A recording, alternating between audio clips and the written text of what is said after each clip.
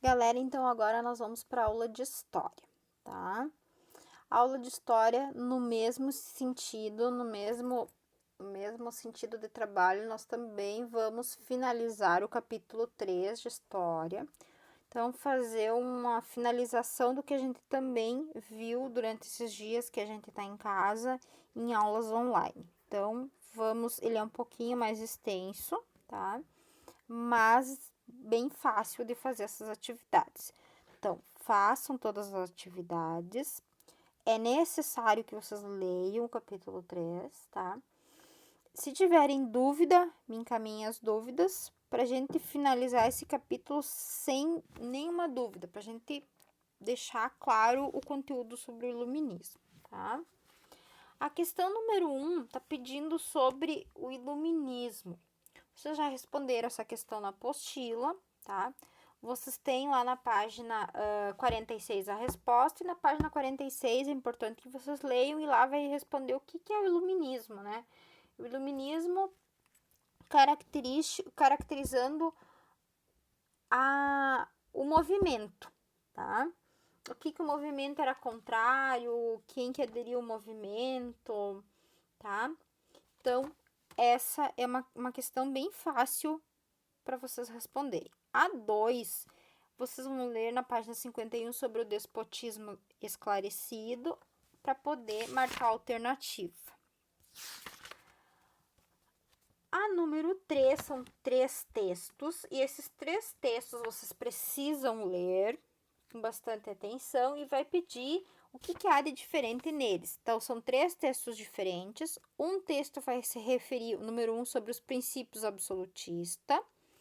No texto 2, ele vai afirmar que o poder do rei pertence ao Estado, então que o monarca tem que preservar e garantir o direito do súdito, pois sem eles não haveria o governo nem poder. E o 3 defende um sistema político democrático. Então, são 3 textos escritos em contexto histórico diferente, em tempos diferentes, e devem ser interpretados, então, como documentos que retratam a conjuntura da sociedade nas quais eles foram produzidos, no momento que eles estavam sendo vivenciados, tá?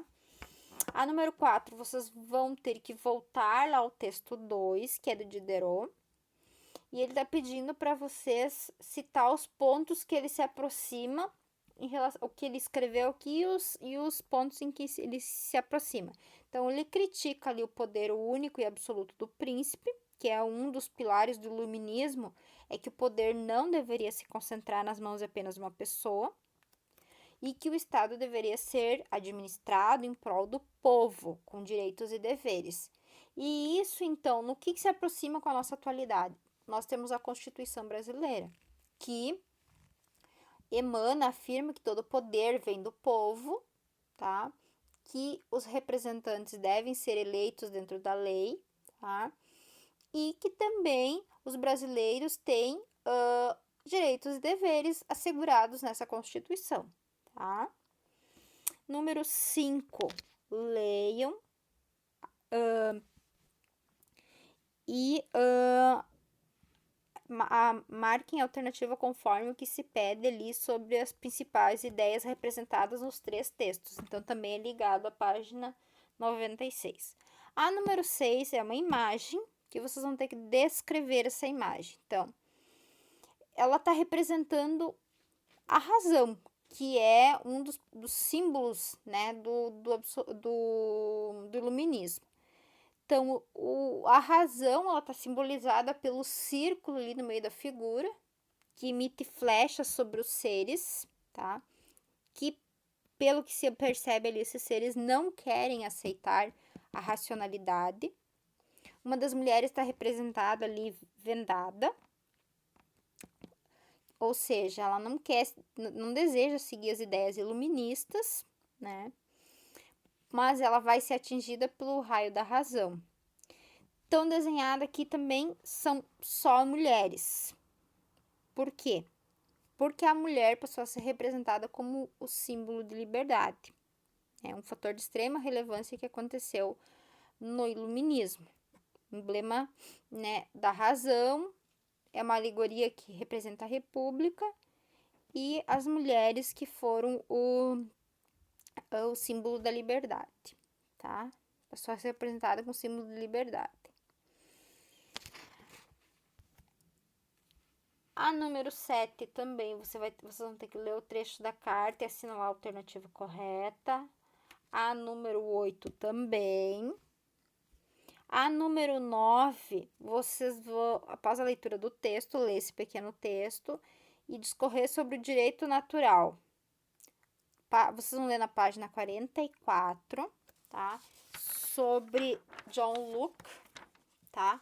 E aí vocês vão falar sobre as teorias que ele defendeu sobre o direito à vida, liberdade, propriedade privada. Então, vão descrever sobre as ideias defendidas por ele. A número 10, vocês terão que falar sobre os motivos que levaram a classe social a aderir às ideias iluministas. Então, principalmente os burgueses. Por quê? Tanto os burgueses quanto os comerciantes, os proprietários de bens e capital, os administradores, enfim. Essas pessoas que tinham poder aquisitivo maior aderiram à ideia iluminista porque, de certa maneira, todos iam se beneficiar economicamente, tá? Com essa nova ordem política e social.